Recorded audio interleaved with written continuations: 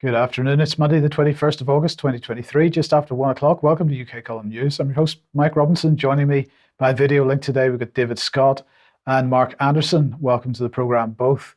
We're going to get straight on with food production. And, well, the Ministry of Defence has been pushing out their latest propaganda piece on the potential for food price rises and food inflation being caused by the Russians. So this was a little bit of video they were putting out on Twitter this morning, talking about the attacks and so on, but really it's all about food production and Russia. But the question is, I have a question. This is it. Have global grain prices been destabilized by Russia's actions or by the globalization of food production combined with net zero policy? Well, I'm going to argue here. I'm going to ask for David and Mark's comment in a second. I'm going to argue that it is the latter and not Russia's actions, because this is merely the result of longer term policy. So let's look at the latest release from the UK government on countryside stewardship, because they have decided to extend the application window for the 2024 countryside stewardship mid-tier agreements. That's now been extended until the 15th of September, Friday the 15th, to allow more time for people, that's farmers, to submit their applications online following direct feedback. Now, what are they talking about here with mid-tier agreements? Well, if you think back to the sustainable farming information that they released several years ago now, they were talking about three major tiers. Sustainable farming incentive was tier one, top tier. Local nature recovery was the mid-tier, and landscape recovery was the lower tier. So looking at the mid-tier sustainable farming, the language has changed slightly in the intervening years. The key aspects of this are wildlife and nature. That's restoring habitats, increasing biodiversity, providing food in nesting places. Now, that's not providing food for human beings. That's providing food for birds and other animal life. Creating areas for rare flowering plants and managing hedges. Then the next one that they have on their list is air and water, making air and water cleaner, reducing risk of flooding by encouraging changes to farming practice and improving farm infrastructure. Then we've got pollinators, ensuring the right resources for wild pollinators are where they are needed most. And finally, historic environment, landscape character, genetic conservation, educational access, and climate change adaptation mitigation. That's the fourth area, which is considered mid-tier sustainable farming. So coming back to the latest press release on countryside stewardship, let's have a look and see what it says. It says countryside stewardship plays a significant role in the government's efforts to make food production more resilient while contributing towards the UK's environmental goals, such as biodiversity and water quality. And most people should have noticed that nowhere in any of that did it say anything about food production. So let's just bring Therese Coffey on screen. She said it's important that we listen to farmers who are key custodians of the countryside. So they're not key producers of food, they're key custodians of the countryside. And David, here is my main problem with this. While we're busy blaming the Russians for destabilization of food prices, in the meantime, we've been globalizing the situation, making food production the purview of one or two areas on the planet, and reducing our own capability to feed ourselves. And in the meantime, turning the farming community, making farming through government policy less and less profitable, to the point that it's reliant on government subsidy. And since the Common Agricultural Policy has been dumped, we've replaced that with changing farmers from food producers to custodians of the countryside and the environment. Yes, I suppose one of the issues here is when the government moved into the farming sector with the subsidies and started to distort the decisions that were being made, they weaned that entire sector more and more on to dependence on the state. And with the rough comes the smooth. With dependence on the state comes the state calling the tune, and the tune is now don't produce food, produce rewilding. Yes, that's exactly right. Now, Mark, I'm interested to know if the same type of exercise is going on in the United States, if you know. Well, one thing in the United States is there's an over-dependency on California for a lot of fruits and vegetables. And of course, they're very prone to extended droughts and wildfires, mudslides. in Michigan here, there's kind of an autarky where beer makers get locally grown hops. A lot of restaurants get locally grown produce, and that's kind of a good thing in Michigan. Being a big country, it kind of varies, but certainly the U.S. as part of the global system is still participating in this. Here again, overly dependence on California, but in other parts of the country, they seem to be catching on that we need localized, bottom up, grassroots farming, and that's happening a lot in the Midwest. I'm glad to say. So it varies, but it's a little bit better here. Okay, so we'll just remind everybody, of course, the United Kingdom, less than 50% food independent. We import more than 50% of the food that we need and are therefore much more susceptible to issues with geopolitical upheaval and so on. So that's where we are with the situation at the moment. We might say that what's going on in Ukraine is having an effect on the availability of grains and affecting the prices of grains and so on. But at the back of this is a policy which has left us open to this type of problem. David? Well, just very briefly, the Ukraine crisis had been creating problems in grain supply and pushing prices up to a much lesser extent, though, than the 2007-2008 financial crisis. It did much less than that. And it's also largely in the rearview mirror because right now the price is rather normal. Indeed. Okay, let's move on then and to Mark. And let's see, the World Health Organization G20 meeting. Yes, here he is again, the Director General, Tedros Ghebreyesus, peddling his policy changes and he addressed the G20. Here's the headline from the WHO itself. WHO Director General's opening remarks at G20 Health Ministers meeting, inaugural session just very recently, the 18th of August. From there, yeah, keep going. This is some of what he had to say. This kind of lays the groundwork. I thank India for its generous hospitality and for its visionary leadership by making a priority of its G20 presidency. So India is leading the pack this time. I also congratulate India for its commitment to universal health coverage at home.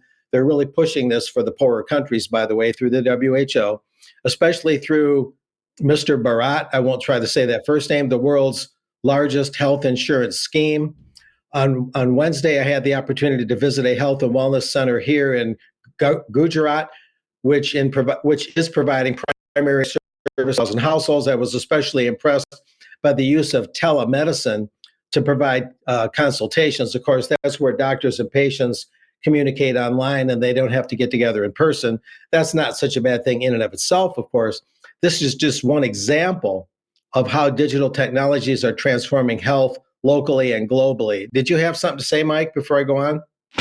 No, only to say, of course, that's exactly what we're seeing in this country. Fewer and fewer face-to-face meetings with general practitioners and more online or teleconference type meetings with GPs, and people are not getting a good service as a result. But go ahead, Mark. Yeah, it can be a convenience. It can be useful, but you're right. If you have something more in depth wrong with you, it can be very substantive. But moving on from there, the Director General had this to say during his address. I thank India and all G20 countries for your leadership in developing, get this, the global initiative on digital health, which we will formally launch tomorrow. And tomorrow was this past Saturday, August 19th. So the global initiative on digital health, and I don't know if a lot of us saw that coming, at least not long term, and that's been launched. And moving on, Mr. Gates also noted the following: this supports the WHO global strategy on digital health and will amplify other initiatives, including the WHO Global Health Certification Network, which we established earlier this year with European Commission support, no less. And that involves digital technologies which have a proven potential, the DG claims, for delivering health services to marginalized groups, for preventing and responding to health emergencies such as COVID-19. So one detects that they're adjusting the dials here with all these digital initiatives and related matters. while the WHO also talks about supposedly increased COVID-19 cases as the winter approaches, and they're working pandemic treaty and the international health regulations that we cover regularly here. So it appears by all indications that they're putting all the chess man, all the pieces in place to move forward, possibly with claiming another pandemic, but certainly it provides grist for the mill for the treaty and tightening up those regs. And the digital indications there, or the digital project, could also indicate more work on digital IDs to prove you've been vaccinated. That would certainly fit into that scheme. But this is just more steps the WHO is taking as we watch them step by step over the course of this fall, going into early next year, and then next spring when they plan to wrap up that pandemic treaty. So that's just the latest update, Mike. Okay, thank you, Mark. Now we're going to come on to quite a bit more this time from the Russians on this issue of pandemics and so on. But David, in the chat box just before the program started, somebody was saying that their father is in hospital at the moment, has been put on a COVID ward, and that they are expected to wear a mask as they would visit their father. So, do you really think, and just the headlines in the Mail over the last, particularly the Daily Mail over the last few days, talking about this new scary variant that we've got to be concerned about, and that we might see a mask mandate coming back this winter. Do you think they're really going to try to play that gag again? Well, I wouldn't have thought so, because the arguments had failed and the arguments were shown to be false. And since they don't have justification, they're going to run into a lot more resistance and a lot more legal challenges if they were to try it a second time around. But are they that stupid? Well, it could be. We've got Jason Leach up in Scotland, who is bigging up the fear already and talking about 200 cases in hospital and suggesting that we're going to have a very difficult COVID winter. Yes. Okay. Well, look, let's come back to Scotland then. And last Thursday, I think it was, you were at a comedy event which got cancelled. It did. So here we have edgy comedy is back, it says. Well, not exactly. This is Comedy Unleashed. And again, not exactly, because this was in Edinburgh, the home of the Enlightenment and of the Edinburgh Festival. And it didn't go entirely according to plan. So it was meant to be Mary Bork, Dominic Frisby, Alistair Williams-Gray, Nonahan, and Bruce Devlin as compere. And then the venue, the Arches in Leith, they cancelled. And what they said was, we'd like to thank the public for bringing to our attention about, they haven't worded it terribly well, I apologise about the English, about a comedian who has been booked for an upcoming comedy show at our venue this Thursday, which we, quote, which we, block capitals, were not made aware of until today via emails from rightly so outraged members of our community. We do not support this comedian or his views, and he will not be allowed to perform at our venue and is cancelled from Thursday's comedy show with immediate effect. So there's no doubt that this is cancel culture. I mean, they're not hiding it. This is cancelling. So I got an email from the organizer because I bought a ticket, and the email said, well, we're going to try and get another venue. We'll let you know, and we'll send you secret information about where we're going to meet to listen to this comedy, this edgy comedy, at 3:30 on Thursday. So 3:30 on Thursday, I duly got an email in, and it said, tonight's gig will be held in the open air outside the Scottish Parliament building. Our replacement venue also cancelled the booking. We've had a frantic day trying to find a third venue. We nearly got the City Council debating chamber, but they didn't have enough staff at such short notice. We can't find a single venue that will host our lovely little Comedy Unleashed gig. We're going to do it in the street. So there we go.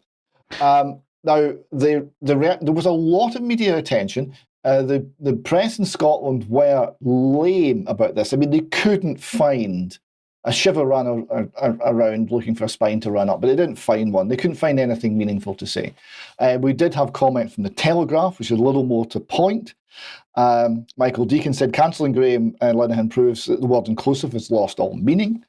And he points out that this is one in a long line of English words to reverse its meaning. It now seems that inclusive means excluding people.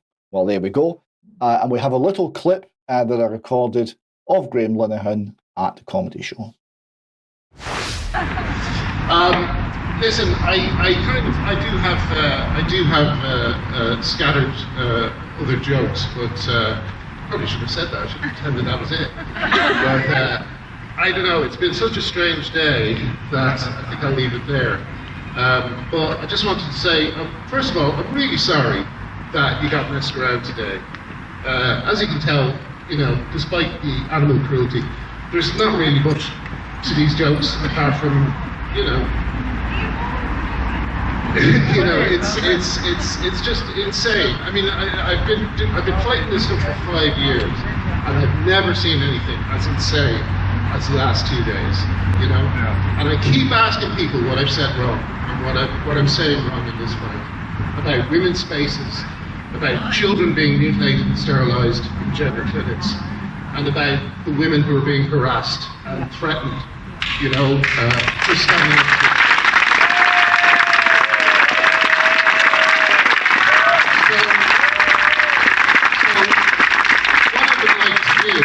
Is, the comedy is something, it's my first love, it's something I love to do. But I've not been allowed to do that for 5 years. And this is just what I decided I would do to keep me dough on the wall. A couple of silly jokes. And they can't even let me do that. We've got your back, Graham, don't worry.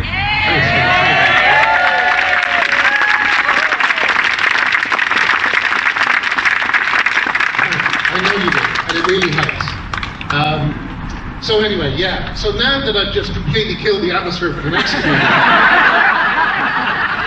which was sort of the plan, to be honest, I will take my leave. But I will hang around, and I hope to see you all for a drink after. And thank you very much for.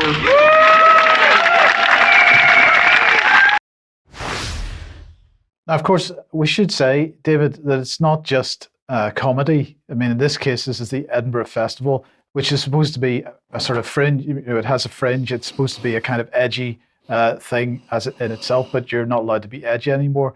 But it's not just comedy which gets cancelled. Peace rallies get cancelled. Other political commentary gets cancelled. It's time, isn't it, for people from various areas that are experiencing this to start getting together and cooperating? Yes, I mean, films get cancelled, documentaries get cancelled, academic lectures get cancelled. These are all being viewed as unacceptable hate speech. Right? So here you have, Graham Linehan came very much from the political left. When I first came across him, he was, generally speaking, against, on platforms like Twitter, against people who you might describe as edgy, and was really extremely mainstream and protecting the left-wing consensus view very largely. But like many people from the political left, it got to a point where he said, no, this isn't right. So he started to speak out against the mutilation of children and gender reassignment surgery, and against the invasion of women's spaces and sports and all that goes with it. And they have absolutely turned on him. And likewise, in people in so many other fields, that the ability to speak is being eroded. And if you don't like Graham Linehan, okay, but they will come for you too. One of the things that got cancelled this week was lesbian speed dating, because the lesbian speed dating organizer objected to a man with an erection in a purple latex suit turning up and said, we're not going to have that again. It caused trouble. No men. The lesbian speed dating is only for women. So that got cancelled. And there was many complaints made to that woman's employer that she should be essentially dismissed from her employment as well because of her unacceptable hate speech, because they will come for your job, they'll come for your reputation, they'll come for everything unless you cry uncle and comply with the ideology. Yes. Okay. Brilliant. David, thank you very much. Okay, let's move on. If you like what we do and you'd like to support the UK Column, please head over to community.ukcolumn.org. Your membership, very much welcome and appreciated. You could pick something up at the UK Column shop, but please do share material you find on the various platforms, especially ukcolumn.org and ukcolumnextracts.co.uk. Now, we've got some advertisements for some material on the UK Column website at the moment. I want to highlight this article from Dr. Phil Bevan. Does the recruitment of leftist anarchists to fight in Anglo-American proxy wars amount to an Operation Gladio Mark II? Now, the first criticism we've had of this, of course, is to suggest this is Operation Gladio Mark II, because there have been many other potential operations that might have been parallels with the original Operation Gladio. But nonetheless, the point here is that so-called leftist anarchists are getting involved in Syria. They're getting involved in Ukraine. They're very much involved in political activity in the UK as well, and with connections to Integrity Initiative in the past and so on.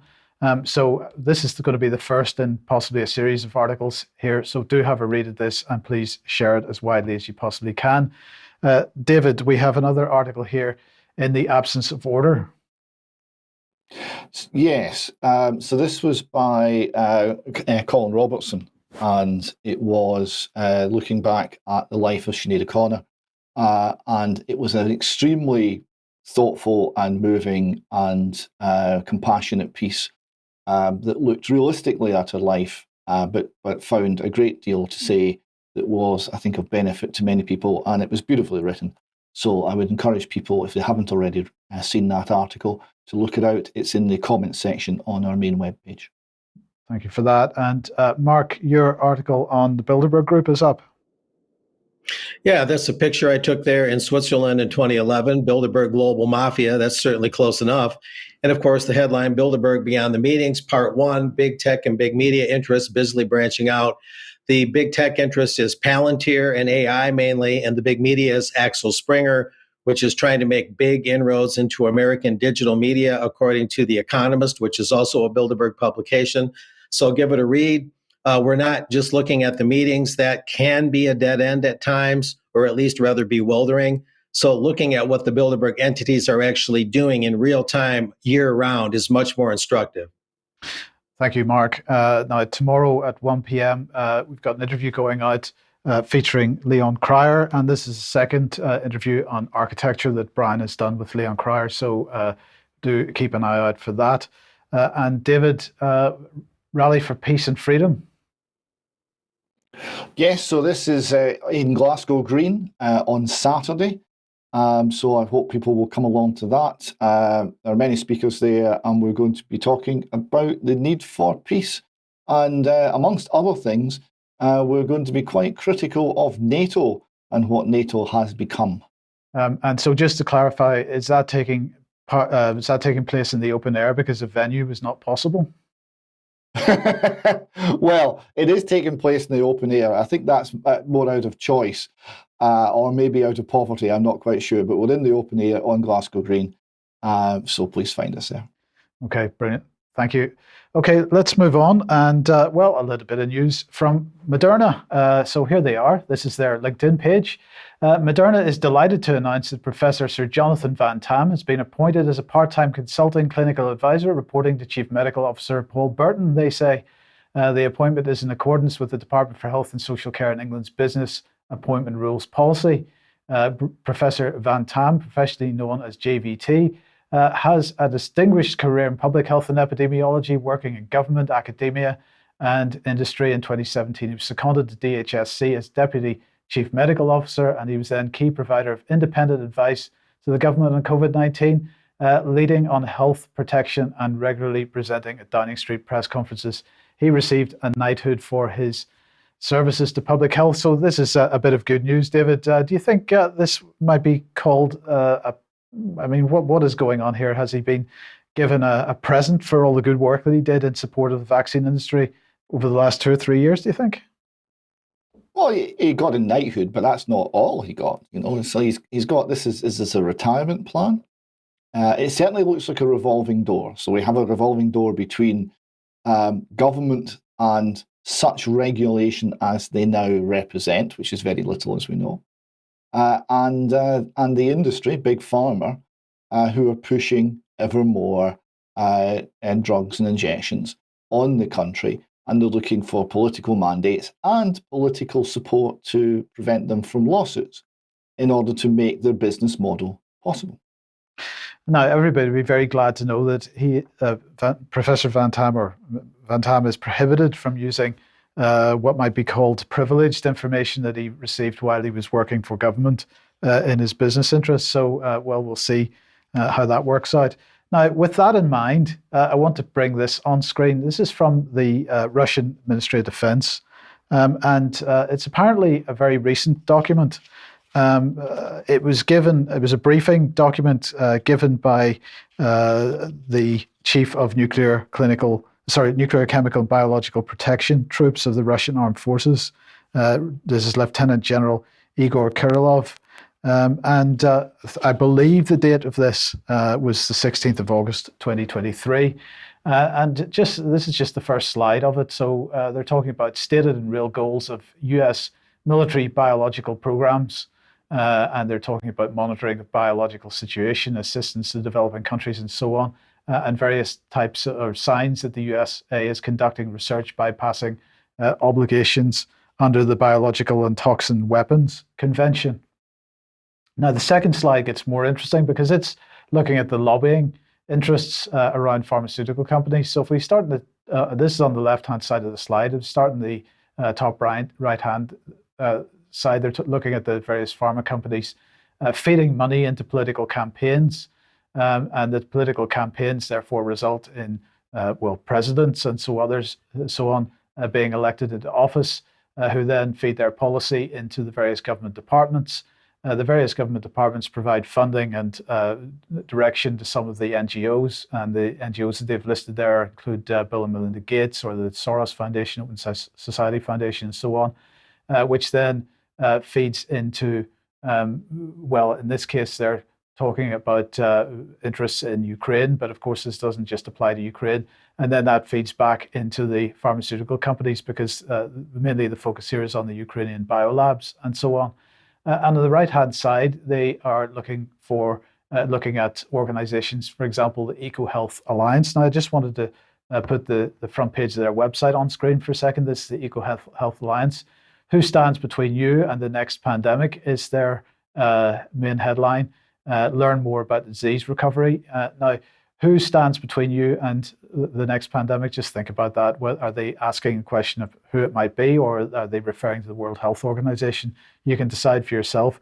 But anyway, coming back to the Russian Ministry of Defense document, then they're talking about the new pandemic preparedness structure for U.S. biological strategic plans. They're talking about the Department of Defense biomanufacturing strategy published in March 2023.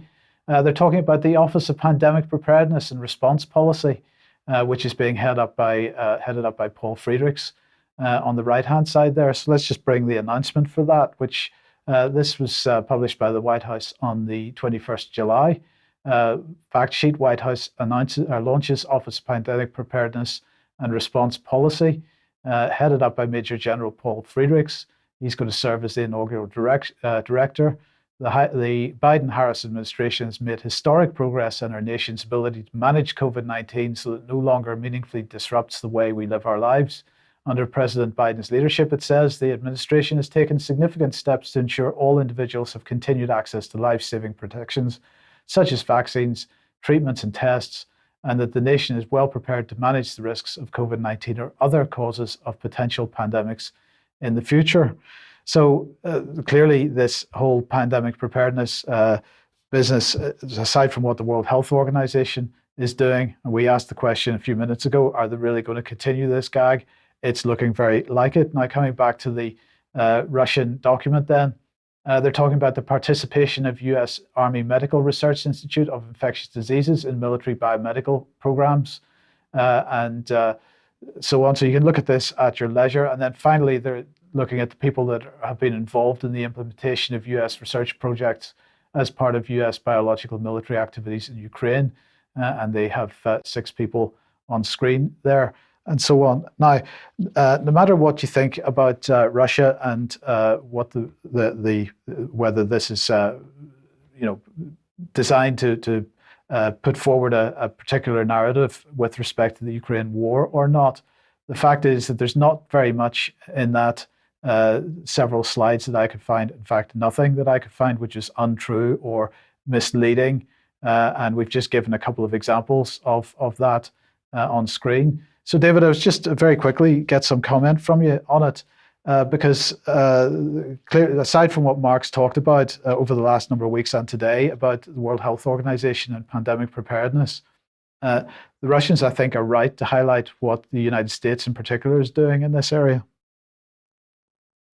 They are, and the core message of this is vital and is undeniable, and that's the circular relationship between big pharma and through government power, tax-exempt foundations, NGOs, and round it goes. So there's a coercive element here, which is exploiting the position in the West for the enrichment of the big pharma companies. And also, you mentioned there, their website pointing towards vaccines, treatments, and tests. I mean, really? They're saying this with a straight face. The vaccines that cause so much harm and that after a short period seem to increase your risk of getting COVID. I don't remember actually there being much in the way of treatments. And the testing was a never-ending catastrophe, which simply generated fear, but didn't generate any clarity or safety. So they're pointing to things which are, as the people who are defending against this narrative from Russia are pointing to innovations and pieces of history from the COVID years that are completely discredited, and they're standing on that. They don't have anything else. This is they do not look at all convincing. Yeah, indeed. So, Mark, let's move on then to banking, and the Jackson Hole event is taking place. Yeah, this doesn't get a lot of your daily press like announcements on the news. The news about this is largely relegated to the Wall Street Journal, Financial Times, Reuters, Bloomberg, some of which are Bilderberg players, and that's an incidental comment there, but worth noting.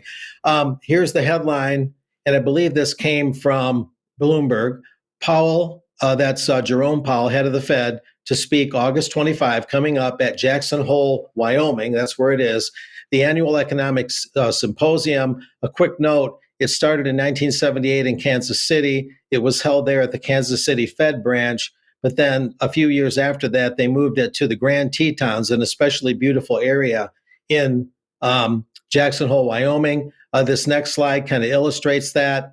The Federal Reserve Bank of Kansas City, and it talks about the 2023 Economic Symposium coming up August 24th through 26th. And the title of it is Structural Shifts in the Global Economy. And as that Reuters or Bloomberg article rather noted at the beginning, they're looking a lot at what Powell might say about raising rates again. Here's a sampling. The 2023 outlook, I put the answer to that question is the party line.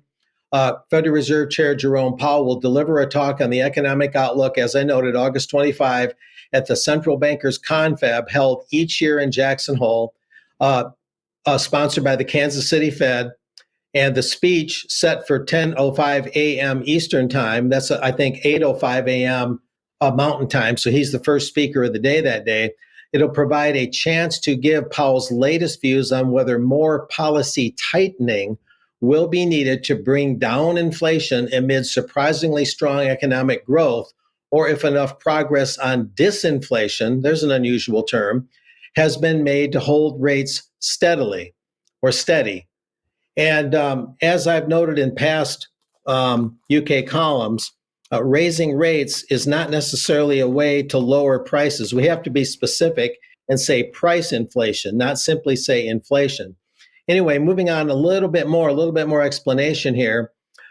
The Federal Reserve Bank of Kansas City's Economic Policy Symposium in Jackson Hole is one of the longest standing central bank conferences in the world. It brings together economists, financial market participants, academics, U.S. government representatives, and news media to discuss long-term policies of mutual concern. And a quick footnote is the media is not there, the selected media, to really so much as cover it as to a degree, take part, which is really improper. Anyway, yeah, but that's sorry, Mark, just to say that's very much in the mold of Bilderberg then. Oh, very much so. Yeah. And you'd have to be very select in the media to achieve that result. Anyway, to foster the open discussion that the symposium is known for, here we go. Attendees are selected based on each year's topic with consideration for diversity in region, background, and industry. In a typical year, about 120 people attend, consisting of the following groups. A key feature of the event is the thoughtful discussion that takes place among the participants. This is very reminiscent of Bilderberg. Given the participants and the topics being discussed, there's substantial interest in the symposium. However, to help foster the open discussion that's been so critical to the symposium's success, attendance at the event is limited. So if you want open discussion, you have to have fewer people, which sounds a little counterintuitive. Anyway, this is a chart that kind of shows the relative importance and the overall participation. Similarly, although the bank receives numerous requests from media outlets worldwide, press attendance is also limited to a group that is selected to provide transparency to the symposium, but yet not overwhelm or influence the proceedings. All symposium participants, including members of the press, pay a fee to attend. The fees help offset expenses. Interesting there that the organizers don't want to overwhelm or influence the proceedings by having the wrong media there, which is just another way of saying they don't want too many questions being asked and they want the machine to run smoothly. So it is somewhat like Bilderberg there. Now, this is a list. As I mentioned, this whole thing started in 1978 at the Kansas City Fed. This is a list from 1986 up to the present of the different topics. I'll only mention a couple of them. 2000 is quite interesting. If I'm getting this right, let me see, where's that? Global economic integration, opportunities and challenges was 2000. The print is very small from my end. I beg your pardon. Yeah, global integration, opportunities and challenges. Thank you. And that's just one of many. Many of them are easily a cure for insomnia. It's very dry in many areas, but that will give readers and viewers a overall view that want to check that out and look at that more closely later on. But that just gives you an idea of the topics. Now, Jerome Powell on the 29th of June this year spoke to the Banco de España, fourth bankers conference in Spain, Madrid, I believe.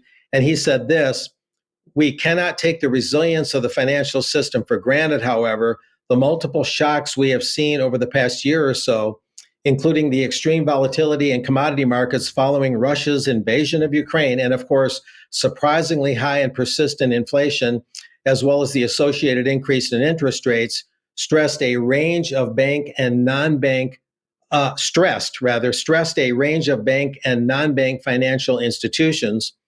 That's a little bit of what he had to say. And the next slide comes out of my The Truth Hound blog. And this illustration here, I think, shows the actual relationship between banking and the people and governments. The bankers are the fat cats with the fresh set of clothes, and they're stuffing themselves to the rafters. The government is the servant. Meanwhile, the people are put into peonage. And I think that illustrates it really well. The headline of my article there, I meant to read that headline. Yeah, but okay, at any rate, yeah, raising interest rates akin to giving patient chemo, which dies first, the inflation or the economy? And I think that's a fair headline. From my truthhound.com article, this is the opening paragraph. When the Federal Reserve on July 26 approved a widely expected interest rate hike that moved benchmark borrowing costs to their highest level in more than 22 years, the 11th rate increase since the Fed launched its fight against inflation in March of 22, it continued peddling the notion that price inflation is an external force over which the Fed has no direct control. Price inflation is referred to as if it's an earthquake or a thunderstorm, or perhaps a capricious dragon bent on destruction, patiently stewing away in its lair, just waiting to pounce. And a couple slides ago, that's the way Jerome Powell was talking. He talked about tremors. He talked about shocks, as if the Fed's policies, whether it's the money printing side of it or imposing costs, which is the cost push side of inflation, regardless of which kind of inflation it is. The Fed wants to act as if it has no causative factor in all this. Now, this is a quote from Dr. Oliver Haydorn, an acquaintance of mine. He wrote the book Social Credit Economics, not to be confused with the Chinese system. He noted the following: basically, the raising of interest rates to fight inflation is akin to using chemotherapy to treat cancer in allopathic medicine. Just as chemotherapy involves injecting someone with poison in the hope that it will kill the cancer before it kills the patient, so too, increasing interest rates sickens the economy. And that sickening of the economy can be businesses closing, businesses hoped for that never started up, businesses wanting to expand that instead contract or at least don't expand, and lots of losses. So the Fed is going to do a lot of damage in its one-size-fits-all approach to controlling inflation. So a lot of eyes will be on Jerome Powell. I'll have a lot more about this, Mike, after he actually gives his speech. And we'll see how open the organizers of the conference are with releasing minutes, releasing press releases, speech excerpts. We'll dissect it a little bit more later. But the main thing to look out for now is the deceptive language of the Fed going into this, acting as if the price inflation that it has a hand in causing is as impersonal and distant as an earthquake, or you might say a wildfire. So lots of deception there, but we'll keep an eye on it. Brilliant. Thank you, Mark. And David, let's move over to China then. And Evergrande has finally filed for bankruptcy. Yeah, so just a little overview of what's happening in China. Evergrande, as you say, is filed for bankruptcy, Chapter 15 bankruptcy protection in the United States. In addition, another Chinese property giant, Country Garden, is in trouble. So they are suspending payment on their debt. So they've, and their shares have slipped to historic low. They've suspended payment on 10 onshore bonds. And just to give you a size of the scale of that, Country Garden had 1.4 trillion yuan of liabilities and expects to have a net loss of between 45 billion and 55 billion yuan for the first half of 2023. So it's pretty grim. This is now reaching the very highest aspects, the top level assets in the property world. The trophy office built. So Nikkei Asia reports here that there's vacancies on the top highest quality office property in Beijing and Shanghai as tenants leave to seek lower rents. They say activity began to cool down in the second quarter. And one of the owners of the buildings has listed a 93% fall in first half profits.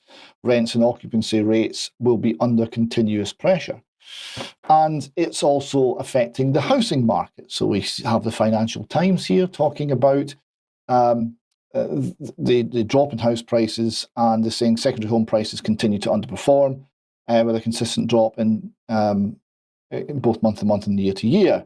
This has narrowed the price gap between new home prices and existing homes, and threatens to generate what they call Japanification, essentially a perpetual deflationary slump. Now, a couple of other things on China. China cut interest rates yesterday, I think it was. So they're trying to stimulate the economy. They realize there's a problem. So they're in quite a different place from the West. Chinese youth unemployment was, the last time they reported, an all-time record, 21%. 1 in 5 Chinese young people can't get a job. We don't know what the figure is now because it's so bad that they've stopped reporting on it. It's worth also pointing out that the way that property is funded in China is a kind of like a pyramid scheme. There's a lot of advanced sales. People buy property that is not yet constructed, pay in full, and that payment actually builds someone else's house. So you need people to constantly enter the marketplace, otherwise the whole thing collapses. So we could be looking at a very severe real estate sector-led collapse in China. A lot of the debt is held by Western institutions, Western banks, and Western pension funds. So this will not stop at China, and it could well affect the economy in America and in Britain.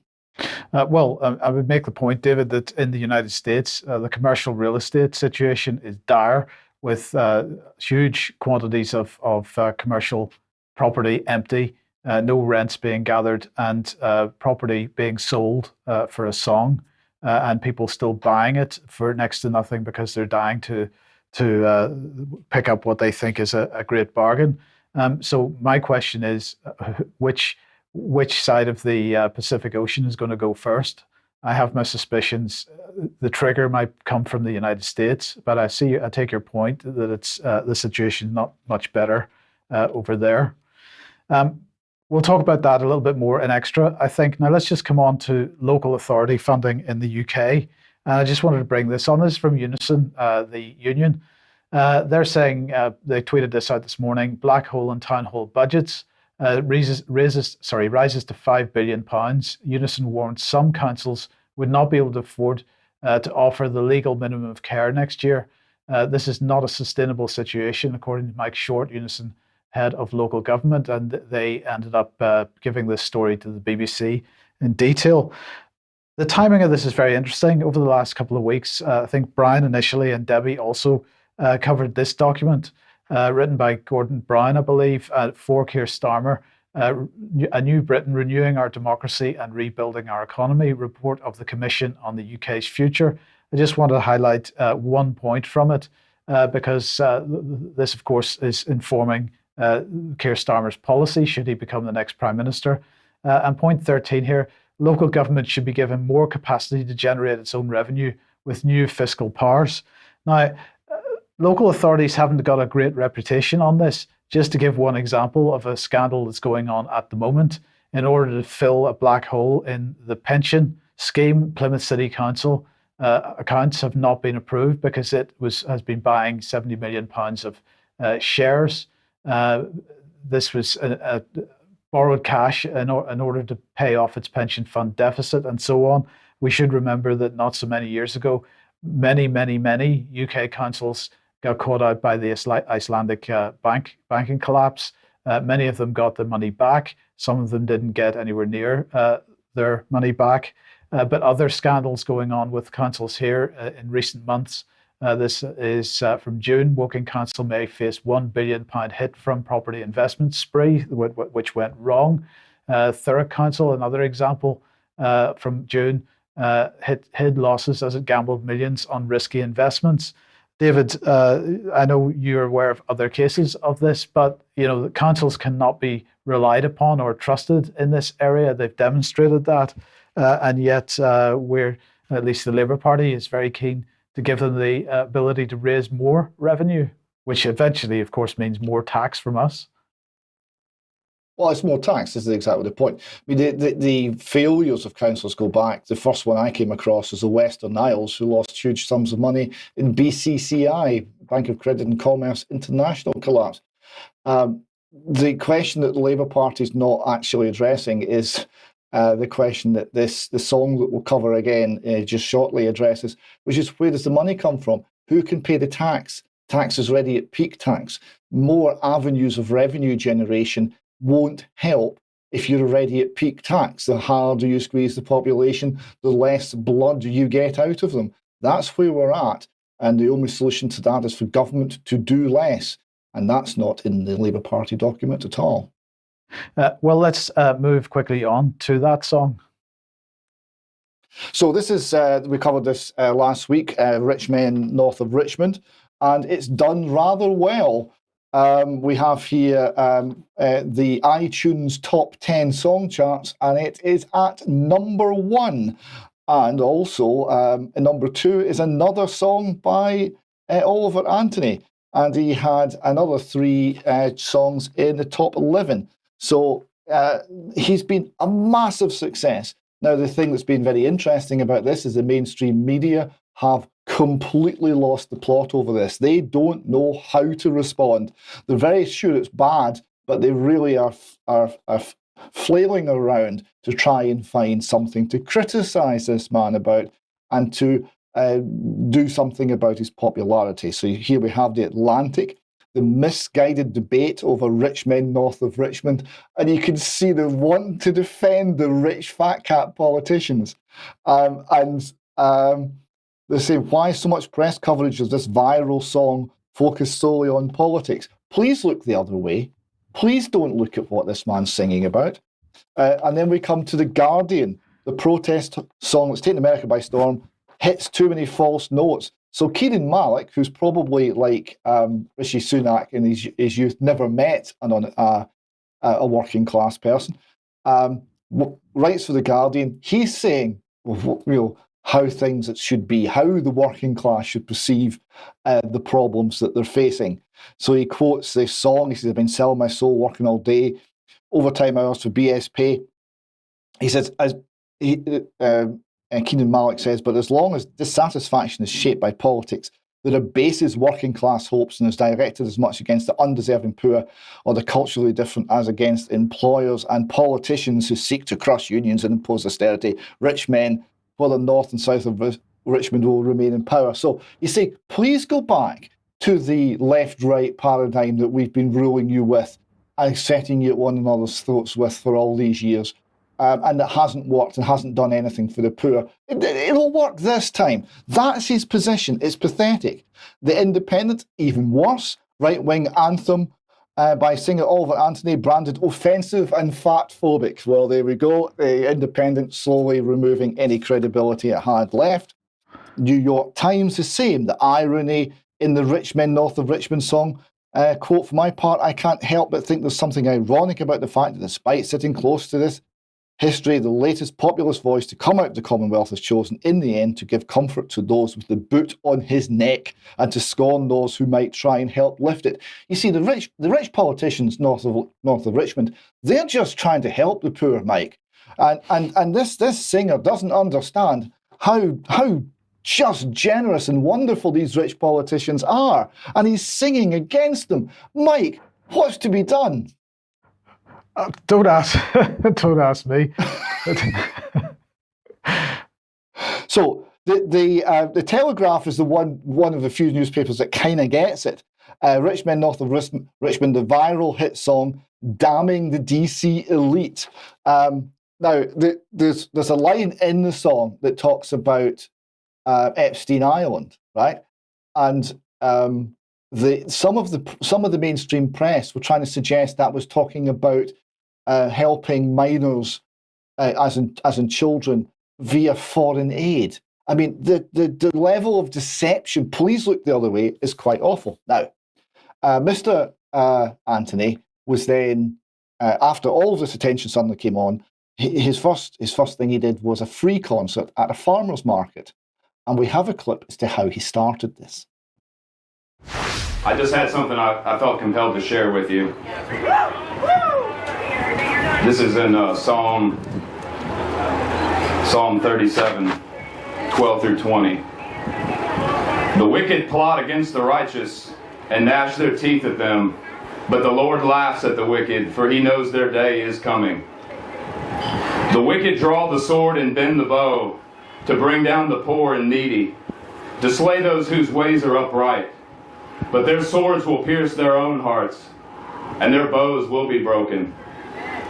Better the little that have righteousness than the wealth of many wicked. For the power of the wicked will be broken, but the Lord upholds the righteous. The blameless spend their days under the Lord's care, and their inheritance will endure forever. In times of disaster, they will not wither. In days of famine, they will have plenty. But the wicked will perish. Though the Lord's enemies are like the flowers of the field, they will be consumed, and they will go up in smoke.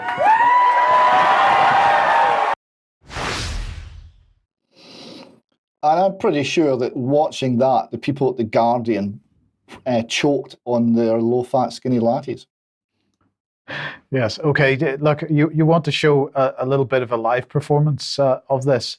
I don't think we won't have time for the whole thing, but do you want to show a little bit of it? Yeah, it's a short clip anyway, but cut it when you wish. It's just what I want people to see is the reaction to the people watching, their reaction to him. They're singing along, they're involved, and they really get what the message is.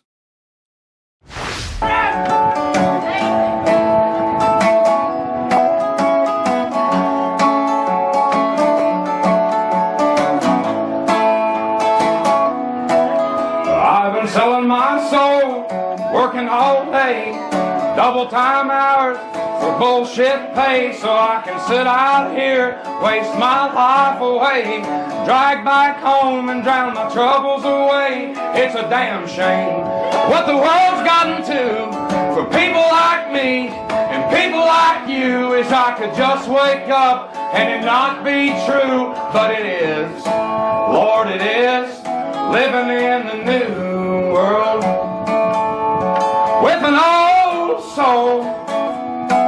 These rich men know for Richmond, Lord knows they all just want to have total control. Wanna know what you think, wanna know what you do, and they don't think you know, but I know that you do, cause your dollar ain't shit, and it's taxed to no end, cause the rich men know the rich men.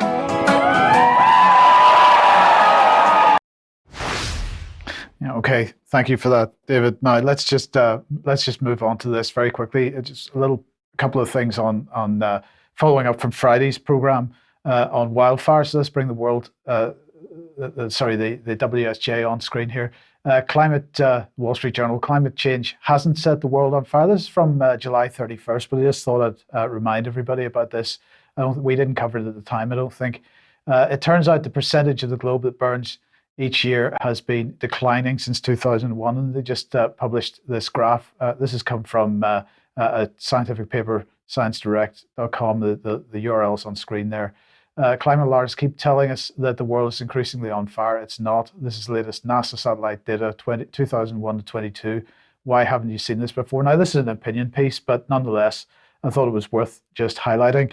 And then the next thing I wanted to highlight, sort of related in a sense, I suppose, with this, because Reuters is pushing this out today, and I just thought, is this really the direction we should be heading in? So Cargill chartered dry bulk ship has launched on its first voyage since being fitted with special sails, aiming to study how harnessing wind power can cut emissions and energy usage in the shipping sector. So we're going to start putting sails on our bulk carriers now in order to not use diesel engines. Now, of course, this is a policy, and the policy comes from the United Nations. But I think in extra we might talk a little bit more about this. International Maritime Organization adopts revised strategy to reduce greenhouse gas emissions from international shipping. So just very briefly wanted to mention that. Now, the DSTL, the Ministry of Defence, has been taking part in an AI event the last few days. So let's have a look at this. This was the press release. Learning from artificial intelligence with gaming. DSTL took part in a recent 2-day workshop run by the Machine Speed Command and Control project on artificial intelligence. It's an innovative workshop. Cambridge Consultants was involved. It combined multiple industry participants, with the aim of building a common understanding of the opportunities and challenges of AI across a wider team.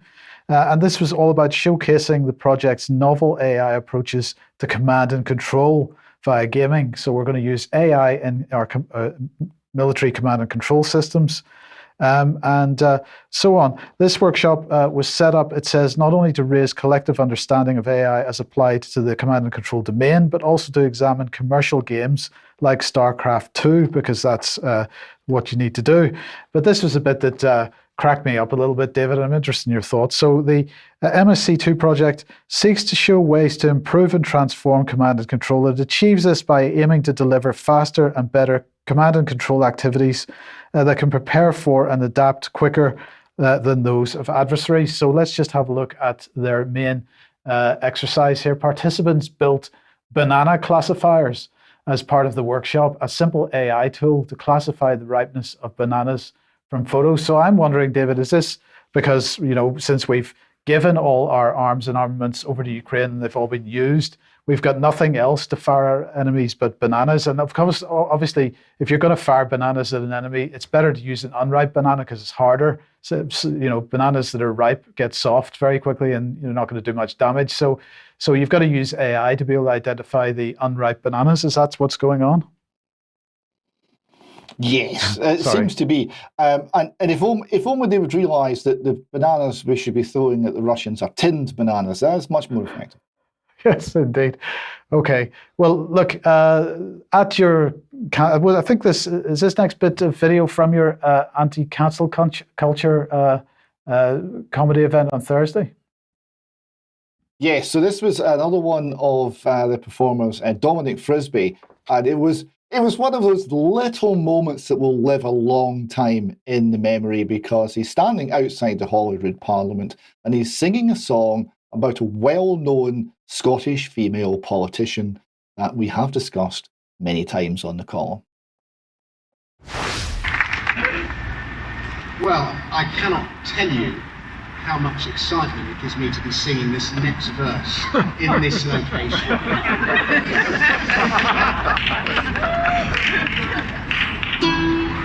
They said she was formidable, a lady to admire. The Scottish Margaret Thatcher, full of balls and full of fire. All those English tyrants, she would hold them to account. She'd have another referendum with loads and loads of recounts. She's just so brave, she's just so strong, such a success. Nevertheless, maybe Nicola Sturgeon's burglar bill, a socialist of the old school with her hands in the till. Power crazed, praised and praised, they said that she was a genius. I cannot wait for her cellmate to be some bird with a penis.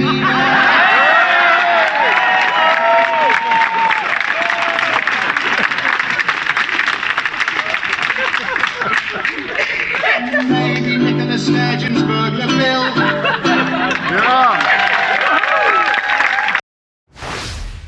Well, undoubtedly, we'll get emails on the use of that word at the end of the UK Column News. But anyway, David, thank you very much for that. Thank you to Mark as well. Thanks for everybody for watching. We'll be back in a few minutes for some extra.